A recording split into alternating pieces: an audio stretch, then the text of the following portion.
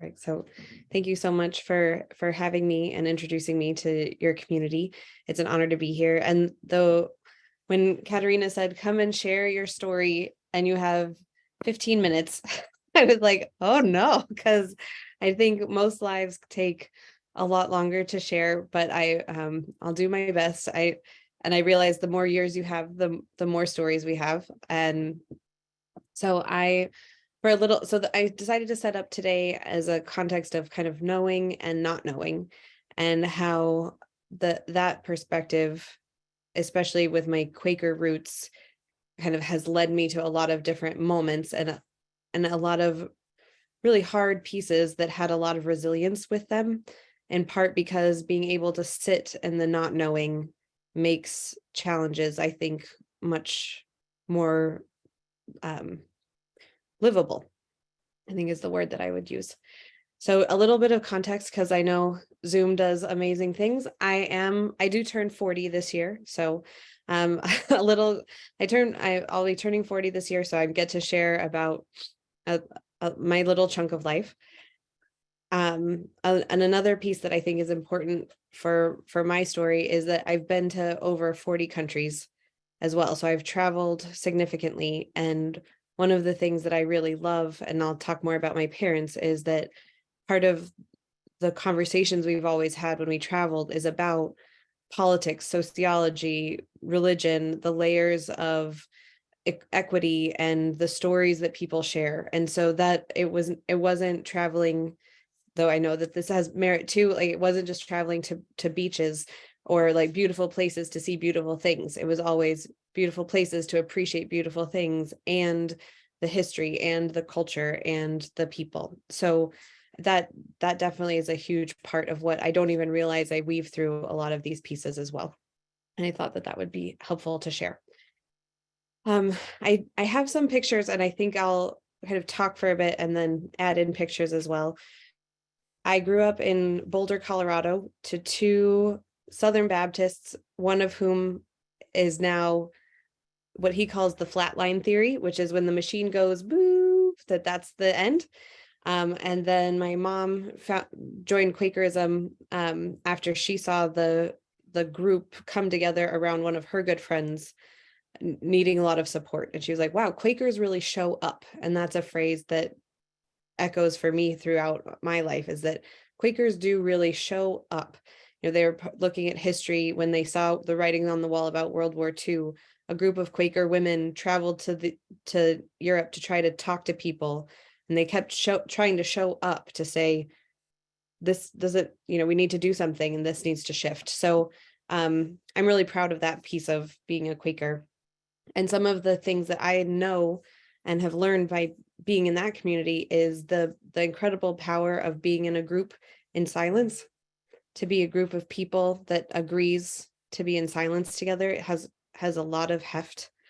That there's that sense of gathering, and that you trust each other for the message. That is a big part, and I think that comes through in the work that I do. That oftentimes when I gather with a group of people, I can have my plan for what the facilitation looks like, but it changes completely based on who's in the room. And I trust fully that people will pull together and show up the way that they can and the way that they need to learn the lessons of our time together.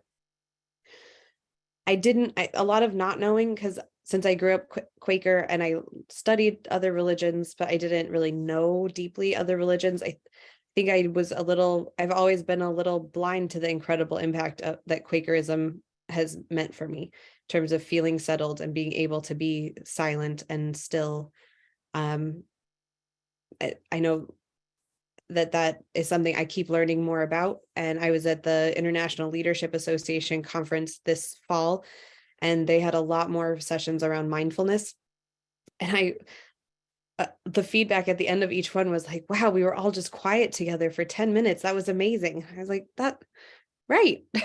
It is amazing. And the power of that, and that Quaker celebrations or Quaker rites of passage are often gatherings in silence together. So Quaker weddings and Quaker funerals, you gather you sit in silence, and if you're moved to speak, you stand and speak. So the messages come from the community. And so I just love that about Quakerism as well. So to jump around a little bit, I have a picture of my parents. I'll go ahead. I may share out of order a little bit, but so these are my parents, Mike and Elaine. This is them when they were kayaking the Grand Canyon. And I have so many pictures of my parents for many years standing together looking just like this, just grinning and smiling and so happy. And that, I think, was a huge part of my growing up. My mom has a PhD in conflict and interpersonal communication and organizational development. My dad was a Marine in Vietnam and came back and studied public administration and worked for a small town or a small suburb of Austin and of Houston for a while. And the more I learn about his story, like, he's one of the kindest men that has ever been, and he has no right to be based on his story. It's just incredible. So I was born to these two very kind, very funny, very smart, laughing people who are always up for adventure. My mom very much the engine, and my dad very much helping coordinate things. So this is them. This is probably in the mid 90s, just for context. This is baby Lindsay. This is me growing up. I was just home in Colorado and decided to grab some of these pictures. And then I was a single child, an only child, until I was about 30. And then my parents adopted Humphrey, who is 2 years older than me. And he's from Kenya. They met him when they were there. And my dad asked him, "What do you want to do with your life?" And he said, "I've always wanted to be a nurse. But I could never afford going to school and living in a safe place in Nairobi." And my mom said, "How about you look into how much it costs?" And it was $300 a semester. So my parents said, "Yeah, we got you." And when the first payment went through, he called my parents and said, this is the kind of thing that parents do. Do you mind if I call you mom and dad?" And so I got a phone call that I now had a brother, and I've met him several times, and he's wonderful. And this is Zora, who I'll talk more about as well. So I think that sets the context a bit, that the knowing and not knowing is a space that my parents were a big part of framing for me. So when I got into Wellesley College and knew I wanted to study poli-sci, and people said, "Well, what will you do with it?" I was like, "I don't know. I know I want to study this." And then my senior year, I was in a campaigns and elections class. And it's the first time I learned that you could do campaigns and elections as a job. And this was one of those moments where I didn't even know that the Quaker history meant that I had really integrated that we need to do our part and show up with our talents for our communities, for our government, for our like nation building. And to me, that was a really lovely, easy fit, that working on political campaigns was my passion for well-executed government and helping people understand what they were navigating or what they were choosing when they were voting, and, doing this work. So I did that for about 10 years. I moved to a lot of different places in the US. I really loved the work because it was so fast-paced and intense. And I realized just now, looking at my notes, that I skipped something pretty significant. So that's what I did from about 21 to 30. But going back to when I was 20, we were kayaking. My mom and dad and I went on kayaking trips every summer. And my dad had a stroke while we were on the river. So it was just the three of us. And it was a pretty significant stroke. His whole left side went out. It was after, or pretty much during, one of the hardest rapids on the river. And I pulled the boats over to the side, told my mom, and I re-rigged the boat. We had a cataract that was like a pontoon, two pontoons with a metal frame and two inflatable kayaks. And so I lashed them all together. We had a tiny motor for the last stretch of river, and we had to drag my dad out of the boat and drag my dad back into the boat. And it was harrowing. It was awful. We made it through another class 4 rapid and pulled over. And for a little more context, my parents had been kayaking for a while, and I was, growing up in Colorado, also able to be on a kayaking team in high school. So I was a junior Olympian kayaker, which meant I knew how to read the water. I knew how to navigate the logistics of it, which meant that being there in that moment, we could kind of compartmentalize those pieces to band together, not knowing if we'd get off the river, not knowing if it would be okay, not knowing if my dad would be forever disabled, not knowing all of these pieces. But in that moment, you have to just do what you know, which is re-rig the boat and get off the river. And so we did.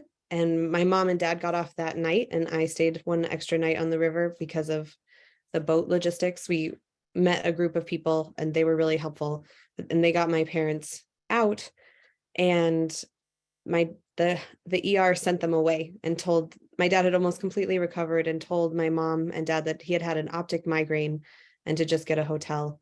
And he had a second stroke that night that disabled him permanently. So his left side is still not optional. I can't think of the right word. It's quite paralyzed. He can walk, he can drive, but he can't use his hand, and he uses a cane. So my mom and dad, we had been a pretty tight-knit group of 3.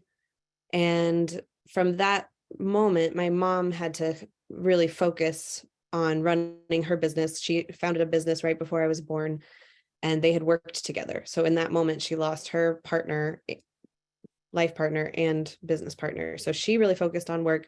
I went back to school, did my last year at Wellesley, and then went into campaigns and elections. So that was also a big jumping off point for me, because that's when community really shifted to being based wherever I was, and I could pull together people wherever I went. And because I trusted the not knowing, I packed up and moved multiple times because I didn't know how it would work out, but I knew it's what I wanted to do. I moved to Iowa at one point. I didn't know anybody in Iowa really, but I knew that I wanted to go manage this campaign. And then after that, I didn't know exactly what I wanted to do, but I knew I wanted to follow a boy who I'd been talking to, who is now in San Diego. And so I did. And so I moved to San Diego. I got a job doing solar. So the threads of jobs is I've just followed what I wanted and what I was interested in. So I kept building all these skill sets. I did international exchanges. I did solar power policy implementation in California. I did campaigns. Worked with the letter carriers union. I worked with kind of all these different pieces.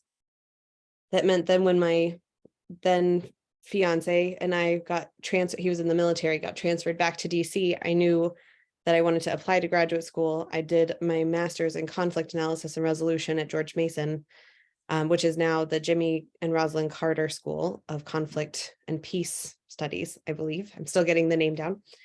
And I studied whatever I wanted. In each class, some people studied one topic the whole way through. And I didn't know exactly what I wanted to do with it, but I followed my passion, whatever piece I wanted to pull off, whether it was voting machines in Cuyahoga County, Ohio, or the Tunisian civil war following the Arab Spring, or all these pieces, the function of women during civil war as well.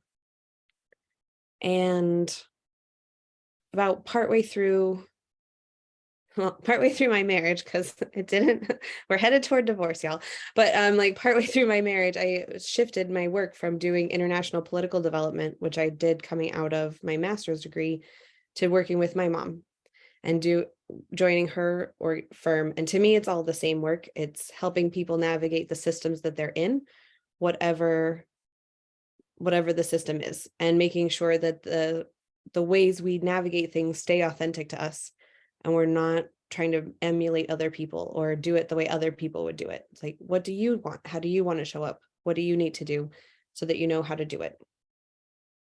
And I didn't know exactly how it would turn out, but it turns out that all of those little bits and pieces of interest that I followed means that now when people hire me to do work with their high functioning team or whatever it is, I have enough expertise in what they do to be able to weave in their story to the story I'm helping them build as well.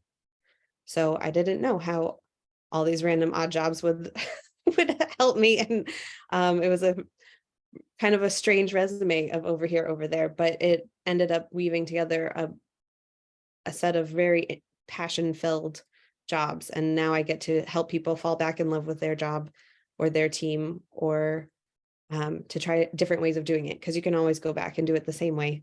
So why not try it a new way? Is a thing I often say when we're in that scary moment of change, because you don't know how it's going to turn out, but you know that you don't want it to keep being the same. Which ties beautifully back into deciding to get divorced. I knew I wasn't going great, and I knew I wanted it to be different. But before I tell you about the divorce, I just want to show you some awesome wedding pictures, which was actually really fun to go find. This was my Quaker wedding. It was at the Italian embassy in DC. This inner ring was family and the wedding party, and then this was all of our family and friends. This was the Quaker wedding, and then about an hour later, we had a full Hindu service in the same place, and then a reception. So it was a very exciting problem to solve, and it was an incredible party. Because I'd never been to a Quaker wedding before, and I'd never been to a Hindu wedding before, but I planned a joint ceremony on the same day. And then this was the day my divorce was final. I was very happy. This is some pictures of my mom and I traveling, because after I joined her company, and a little bit before, we've been all over the world together. This was us in Bhutan and in Cambodia and in Spain after we walked 200 miles and on one of the Caminos, and in France. And not to be left out, here's my dad. This was us. He came to visit in DC, and we always have a nice time together. And so I decided to get divorced, in part because I knew it wasn't what I wanted. And I heard the phrase, no one gets an A in divorce, and knowing you want to leave is enough. And those were two very powerful statements to me that have also led into other things that I've decided to do. It's like, just because you don't know how it's going to work out doesn't mean you shouldn't do it if you want to. And then to fast forward, so that was 2017, and then to jump forward to 2020.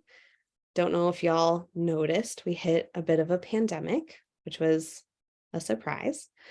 Not to make light of it, but it was quite a moment of reorientation. And I had been dating someone. We kind of moved in because we didn't know if they were going to close the bridges between Virginia and DC. There was that window of time with lockdown. So I packed up my dog and my coffee maker and went across the river. And then I was like, this isn't quite working. So packed up my dog and coffee maker and came back across the river. And about a month later, I found out I was pregnant. And so, and I had always wanted a baby and had been through fertility stuff with my ex-husband. So this was my pregnancy photo shoot at the Jefferson Monument, or at the Lincoln. And then this was the day that my dog came home after he'd been gone for 2 days or 2 weeks, when I had my daughter Zora. So it was kind of one of those other moments of, I don't know how this is going to work out. I know that for now, I know it's what I want.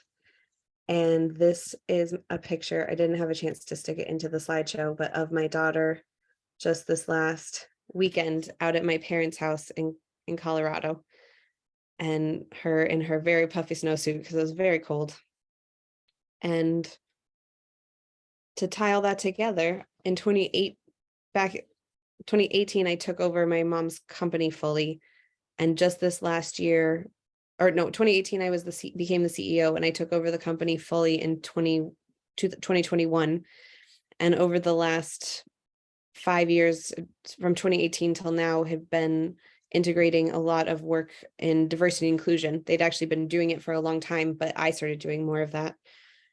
And now get to ask the question, like, what do I really want the company to look like and be? And I'm sitting yet again on a precipice of, I know the things that I know, and I don't know exactly how it's going to work out. And I have to kind of trust myself to make this leap.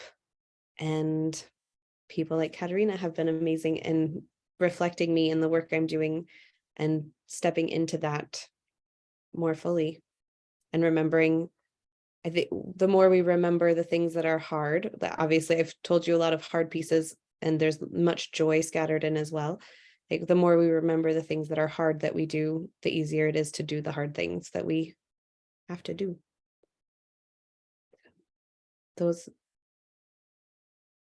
That's what I put together for you guys.